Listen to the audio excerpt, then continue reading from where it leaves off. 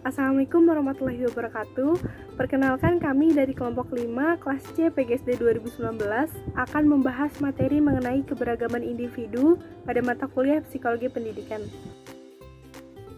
Anggota kelompok 5 yaitu Dinda Nur Hikmah, Fakhrul Ainur Rahman, Malsya Rahmida Sukma, dan Rianti Destina. Materi ini dibagi menjadi beberapa bagian. Yang pertama mengenai pengertian keberagaman individu. Selanjutnya, alasan mengapa harus mempelajari perbedaan individu. Dan yang terakhir, metode atau strategi pembelajaran yang mampu mengakomodir keberagaman individu. Saya Rianti Destina akan menjelaskan mengenai pengertian keberagaman individu. Sebelumnya, teman-teman tahu tidak apa itu individu? Individu adalah satu kesatuan yang memiliki ciri khas, kelebihan, dan kekurangannya masing-masing. Oleh karena itu, satu individu dengan yang lainnya itu berbeda. Tidak ada dua individu atau lebih yang memiliki kesamaan 100%. Pasti memiliki perbedaannya masing-masing.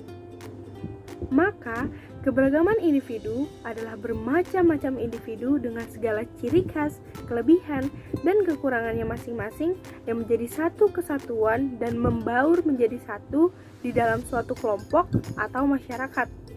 Keberagaman individu ini dapat berdampak positif ataupun berdampak negatif loh teman-teman.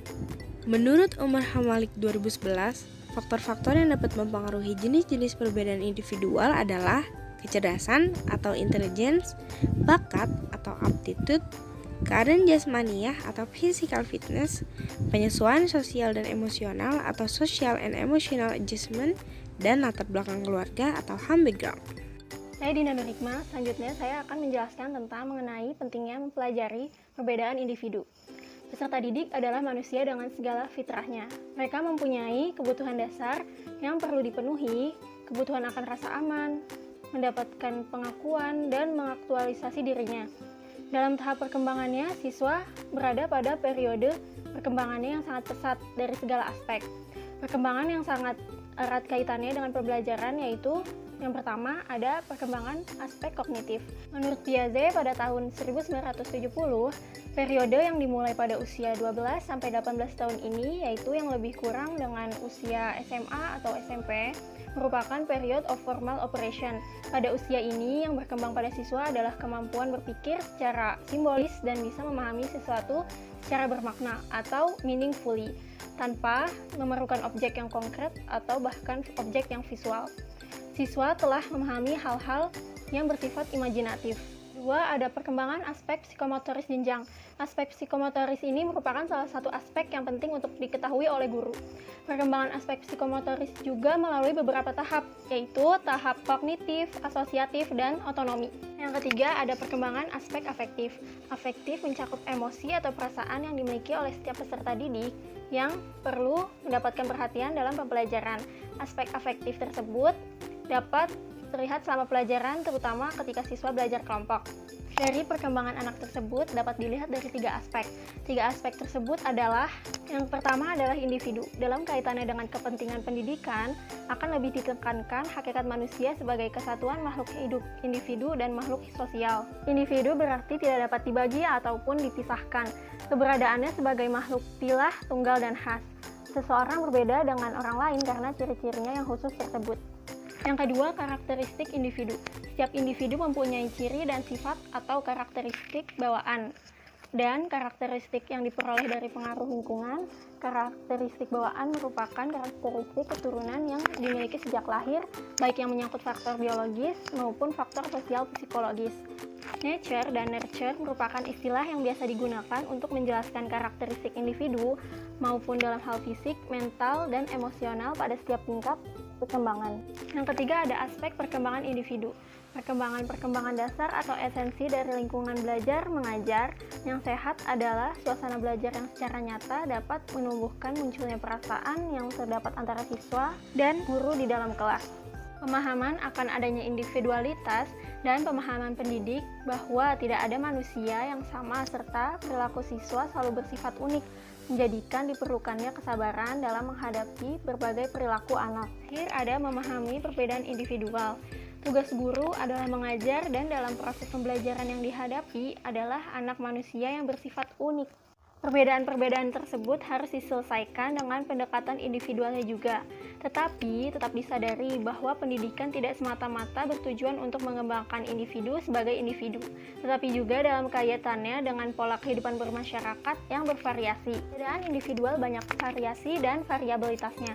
Kita merasa perlu meninjau lebih jauh dan lebih khusus beberapa jenis dan ciri perbedaan itu. Yang pertama ada kecerdasan, yang kedua ada bakat, yang ketiga ada keadaan jasmani, yang keempat penyesuaian sosial dan emosional, yang kelima latar belakang keluarga, yang keenam prestasi belajar, dan yang terakhir anak-anak yang mengalami kesulitan seperti handicap jasmani, kesulitan berbicara, dan kesulitan menyesuaikan diri terhadap lingkungan sosial. Maka dari itu diperlukannya pemahaman perkembangan peserta didik.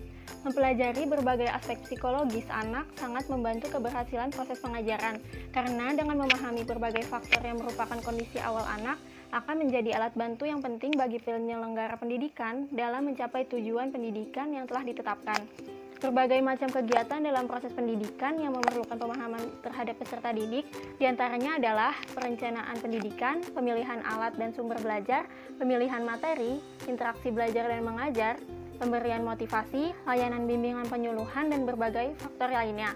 Tugas tersebut bukanlah merupakan pekerjaan yang sederhana, tetapi memerlukan ketelatenan dan dedikasi yang tinggi untuk selalu dapat memahami anak, menyesuaikan penyesuaian tersebut dalam cara mengajar dan dalam pengambilan keputusan. Apapun hambatan yang dialaminya di lapangan dan bagaimanapun sulitnya memahami setiap individu, merupakan tugas guru sebagai tenaga pengajar untuk terus melakukan usaha, agar proses pengajaran dapat membuahkan hasil yang maksimal. Sekian dari saya, selanjutnya akan dilanjutkan oleh rekan saya. Terima kasih. Ya, selanjutnya saya Malsyara Abida Sukma akan menjelaskan mengenai metode atau strategi pembelajaran yang mampu mengakomodir keragaman individu. Yang selanjutnya ada pengertian metode atau strategi pembelajaran. Setiap individu pasti memiliki ciri khas dan keunikannya masing-masing. Keragaman ini yang menjadikan setiap individu berbeda satu sama lain. Menurut Umar Hamalik, faktor-faktor yang dapat mempengaruhi keragaman individual itu ada 5.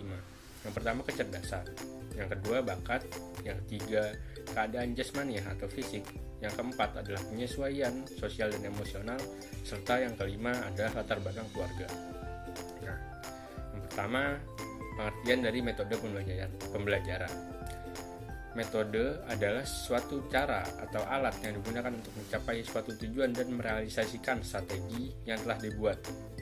Menurut Jaramah, metode pembelajaran adalah suatu cara yang digunakan untuk mencapai tujuan yang telah ditetapkan. Metode pembelajaran dapat dikatakan efisien dan efektif jika menghasilkan sesuatu yang sesuai dengan tujuan yang ingin dicapai. Dalam kegiatan belajar mengajar, metode pembelajaran digunakan bervariasi tergantung apa yang ingin dicapai di akhir nanti. Yang kedua ada pengertian strategi pembelajaran. Menurut Gerloh dan Eli, strategi pembelajaran merupakan cara-cara yang dipilih untuk menyampaikan metode pembelajaran dalam lingkungan pembelajaran tertentu, meliputi sifat, lingkup, dan urutan pembelajaran yang dapat memberikan pengalaman belajar kepada peserta didik. Sedangkan menurut Dick and Carey, strategi pembelajaran terdiri di atas komponen materi pembelajaran dan prosedur atau tahapan kegiatan belajar mengajar yang digunakan guru dalam membantu peserta didik mencapai tujuan pembelajaran tertentu. Strategi pembelajaran digunakan untuk mempermudah dalam mencapai tujuan pembelajaran yang efektif dan efisien. Jadi dapat disimpulkan bahwa strategi pembelajaran merupakan sebuah cara yang digunakan oleh guru untuk mencapai tujuannya dalam menyampaikan materi pelajaran. Pemilihan strategi pembelajaran ini sangat penting. Kondisi dan situasi kelas yang berbeda, serta keragaman individual yang terjadi di dalam kelas membuat guru harus memiliki kreativitas lebih untuk menghadapi situasi dan kondisi di kelas yang ia hadapi. Yang terpenting dari semua itu adalah bagaimana guru dapat menghadapi segala jenis perbedaan yang terjadi di dalam kelas tersebut. Tentunya, guru harus bijaksana dan bersikap sesuai dengan karakteristik dan kebutuhan para peserta didik yang ada di kelasnya. Dalam proses pembelajaran, setiap peserta didik pasti memiliki tingkat kecerdasan, pemahaman, dan gaya kognitif yang berbeda satu sama lain. Disinilah peran guru sangat penting untuk memahami setiap perbedaan yang ada. Salah satu hal yang dapat dilakukan adalah menggunakan metode pembelajaran yang bervariasi. Ada berbagai macam metode yang dapat kita lakukan dalam mengakomodasi keragaman individu yang terjadi dalam kelas. Di antaranya, yang pertama ada metode diskusi. Diskusi menurut Suryo Subroto adalah percakapan ilmiah oleh beberapa orang yang tergabung dalam satu kelompok untuk saling bertukar pendapat tentang suatu masalah atau bersama-sama mencari pemecahan, mendapatkan jawaban dan kebenaran atas suatu masalah. Sedangkan menurut Sagala, diskusi adalah percakapan ilmiah yang responsif, berisikan pertukaran pendapat yang dijalin dengan pertanyaan-pertanyaan problematis, bermunculan ide-ide dan pengujian ide-ide ataupun pendapat dilakukan oleh beberapa orang yang tergabung dalam kelompok itu yang diarahkan untuk memperoleh pemecahan masalahnya dan untuk mencari kebenaran. Sedangkan metode diskusi menurut Suryo Subroto adalah suatu cara penyajian bahan pelajaran di mana guru memberikan kesempatan kepada peserta didik untuk mengadakan perbincangan, untuk mengumpulkan pendapat, membuat kesimpulan, dan memecahkan suatu masalah. Tentunya, metode diskusi ini memiliki keuntungan dan kelemahan. Menurut Suryo Subroto, keuntungan dari metode diskusi ini yang pertama, metode diskusi melibatkan semua siswa secara langsung dalam proses belajar. Yang kedua, setiap siswa dapat menguji tingkat pengetahuan dan penguasaan bahan pelajarannya masing-masing. Yang ketiga, metode diskusi dapat menumbuhkan dan mengembangkan cara berpikir dan sikap ilmiah. Yang keempat, dengan mengajukan dan mempertahankan pendapatnya dalam diskusi, diharapkan peserta didik dapat menumbuhkan sikap kepercayaan di dalam dirinya. Yang kelima, metode diskusi dapat menunjang usaha-usaha pengembangan sikap sosial dan sikap demokrasi pada diri siswa. Di samping itu, ada juga kelemahan dari metode diskusi. Yang pertama, diskusi terlampau menyerap waktu.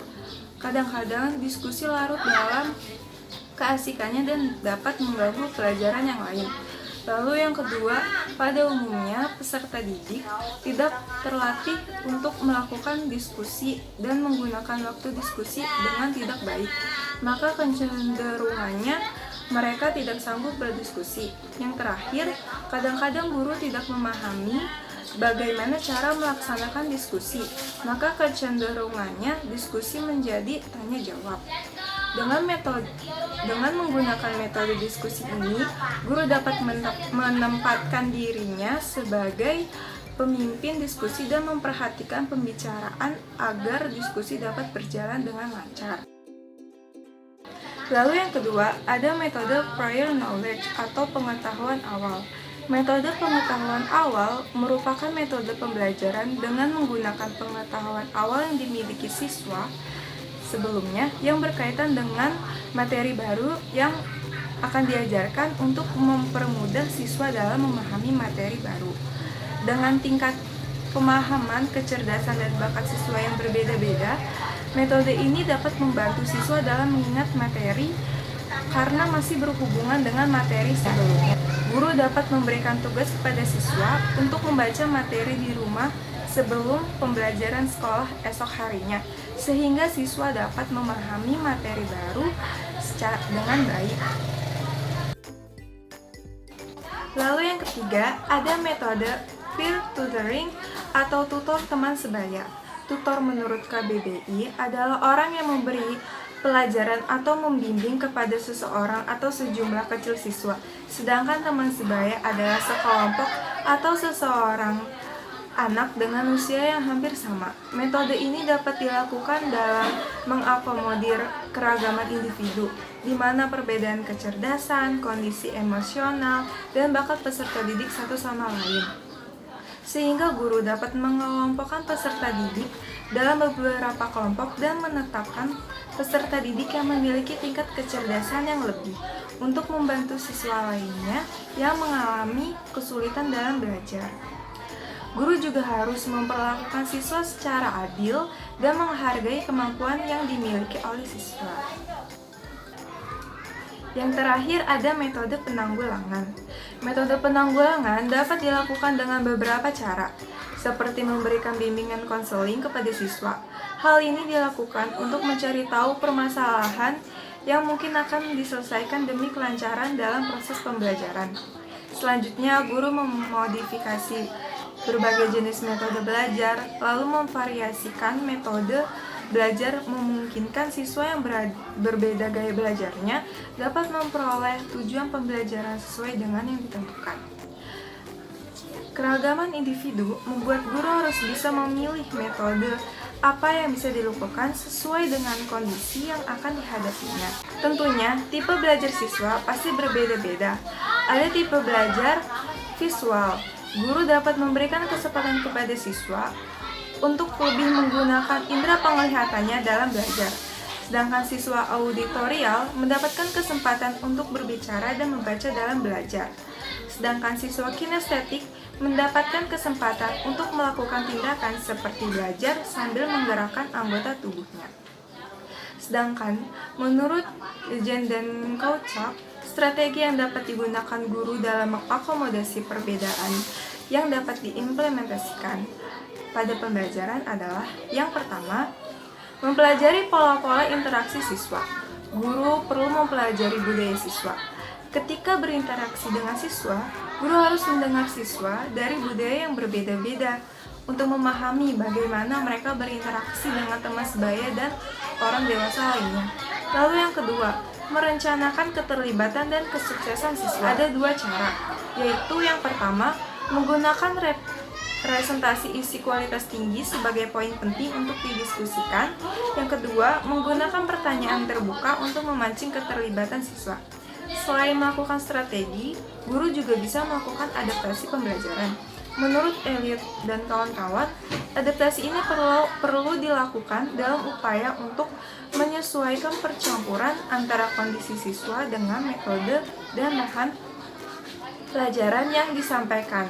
Salah satu cara yang bisa digunakan guru dalam menyesuaikan antara pembelajaran dengan perbedaan individual menurut Elliot dan kawan-kawan adalah dengan menerapkan mastery learning, yaitu suatu kualitas pembelajaran di mana guru dan siswa memutuskan secara bersama tentang waktu yang dibutuhkan dan apa yang perlu dikuasai oleh siswa.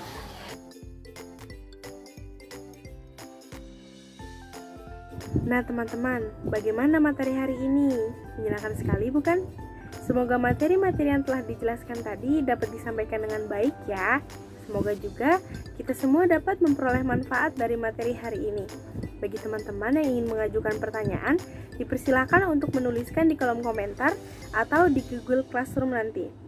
Sekian dari kelompok kami, mohon maaf bila ada kesalahan. Wabillahi taufiq wal hidayah. Wassalamualaikum warahmatullahi wabarakatuh. Terima kasih.